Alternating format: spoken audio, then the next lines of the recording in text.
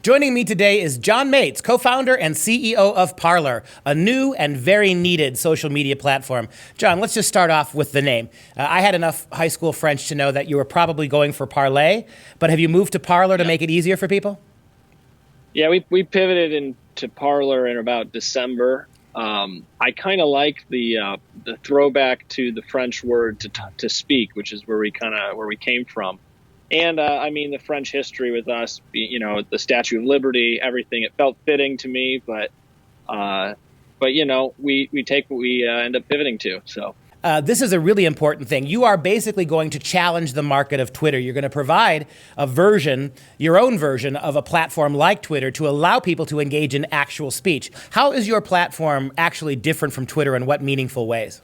Well, there's a lot of different ways, right? I mean, the general premise here is that Twitter is what I would call a centralized platform. Now, there's nothing wrong with that. It is what it is. And in my opinion, that makes them more of a publisher. And by centralized, I mean everything revolves around Twitter. So all of the content, it's their responsibility to filter and keep the community safe for their users. Now, we, on the other hand, are more of what I would call decentralized. Not in the software sense, but in the sense that whatever people say, everyone else has the right to remove that speech from their view. They have a moderation panel where people can approve and deny and mute comments. And by mute, what we mean is the person creating the comment doesn't know you've erased it, but you have. Same with, so you basically, as a user, have all the power that the social media normally has to control your own environment. And that's really the big differentiator. And going forward, we want to continue with that spirit to offer publications and also influencers tools to make money with us, not us make money off them. Right. It sounds like it's very user-friendly. I guess the big question first is, with billions and billions of users using Twitter, Facebook, it's the devil they know, so to speak. What plans do you have to begin to capture more of those audiences other than their own fecklessness in how they're treating their customers? Yeah, I mean, right now they seems to be, shooting themselves in the foot, which has given us a lot of audience at the moment. To me, it really is a shame what they're doing, because it's against, kind of the core principle of the United States, which is, freedom of speech, the ability to discuss things with one another. And in my opinion, what they're doing is dividing America even more. I mean, everybody in the mainstream media likes to talk about how there's a big divide and division among people in the United States. And I think social media is a huge component of that. Let's say, for the sake of argument, Parler gets as big as we hope it's going to get. You supersede Twitter in the next couple of years. We'd love to see that happen. And then you have an open platform where many, many, particularly conservatives, gravitate to you away from the other social media sites. Will you then be careful about what kind of speech? Do you have any plans then to be a primarily conservative network? Or are you going to let liberals and conservatives in all walks of life speak their truths and not involve yourself? Yes, we have a large Republican base right now. I'm not even a Republican. I'm a libertarian. I like having discussions with both sides, and I really want to see the left jump on here. I think, in my opinion, by not banning people for their political views, by not banning people for saying something offensive necessarily, that people can bridge that gap and start having meaningful discussion to bring this country forward. You have two polar opposites right now, and really people need to actually have that discussion and figure out, okay, where does the reality lie here? Where do people actually sit? That's the kind of discussion I really enjoy. And I think when you come on the platform, you can see it too yourself. I mean, we had a very left-leaning writer with CBS join. I shouldn't speak because I don't actually know how left-leaning he is, but I just assumed.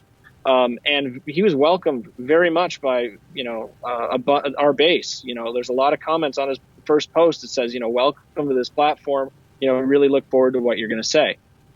So I really like that it's going to be a platform for both people, both sides of the spectrum, to actually get together and talk. Well, as you know, with the Steven Crowder things that's going on right now and all the other things they're demonetizing, we'll talk about monetization in a moment. But what's happening, obviously, on Twitter and Facebook is when progressive listeners and viewers get offended by conservative speech, they start flagging. And what we know now, they've basically confirmed, is that when progressives flag, YouTube acts. When conservatives flag, no one acts. So how do you plan to keep that neutrality? Let's say you get your wish, and this is open to everyone, and then let's, for the sake of argument, argue that the same progressives who are on Twitter now join Parler, and they're screaming and shouting at you in all sorts of virtual ways that they're not safe, they're being harassed. How do you handle that?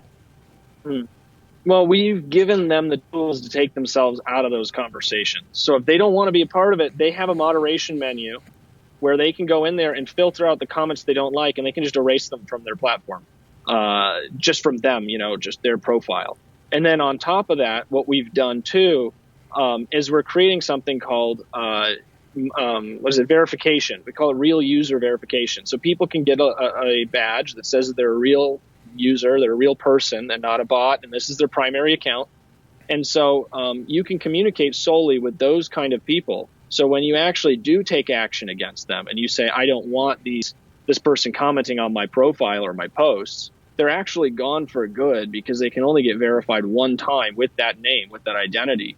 And so from that perspective, it creates an environment where people can't just spin up these bots and start trolling it. Now, I'm sure unverified, it'll be easy to spin up bots just like it is on Twitter. But if you restrict yourself to only communicating with those people, we don't have to succumb to any pressure. It's up to you to do that. It's up to the user to create that environment so we can live up to the true ideals of this country. And by that, I mean your profile is your living room, right?